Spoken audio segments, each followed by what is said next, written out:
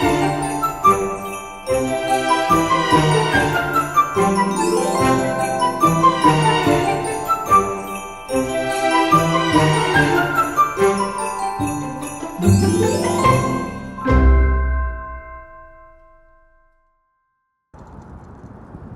Annette Lawless with a nostalgic look back at Christmas here in the Heartland. What I love too is this community, flipping through some of the photos that you all had shared with us, taking a look back at how things were decorated, like outdoors, some of the buildings, just, I mean, totally just, it's amazing to see the lights, the displays. When you look through those pictures, what do you think when you go through them? Well, I find the downtown area fascinating, you know, 50, 60, 70 years ago when it was a retail center and all the stores were in standalone businesses, so they would decorate their windows, very extravagant, very involved, and people would come downtown and just walk through the entire place like you would want to do, just to see what the windows held. And the museum has a great collection that documents the store windows, not just during the holiday season, but also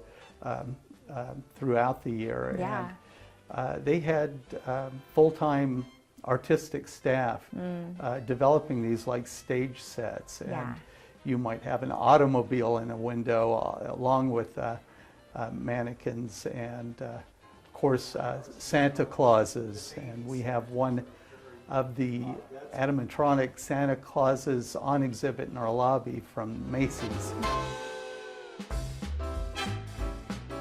When everything was concentrated in the downtown area, it was quite a different city.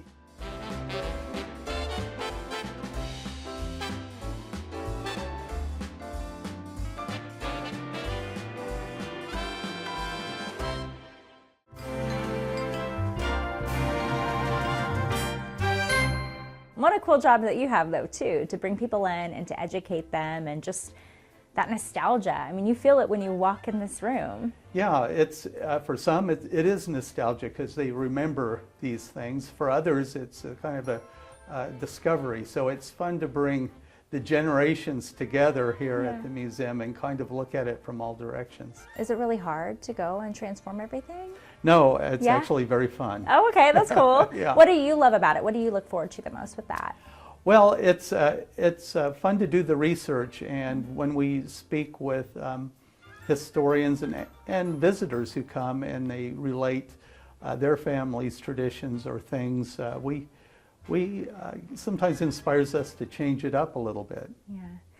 With this room, what would the time frame be for this era? This would have been a upper middle class home that would have been all throughout the city, probably from almost the very beginning, the 1870s, and then fashion started to change in the 1900s. So this became kind of antique at that point. So the late 19th century, this captures it really well.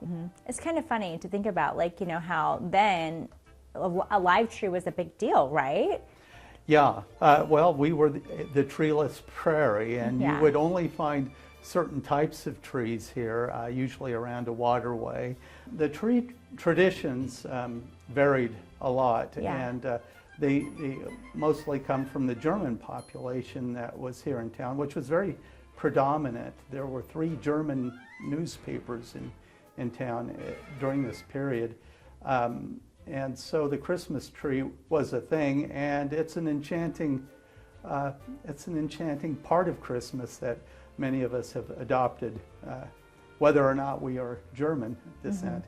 And these, because of the rarity of this type of tree in this part of the country, they would make facsimiles or artificial trees, and they'd use feathers and whatever they could.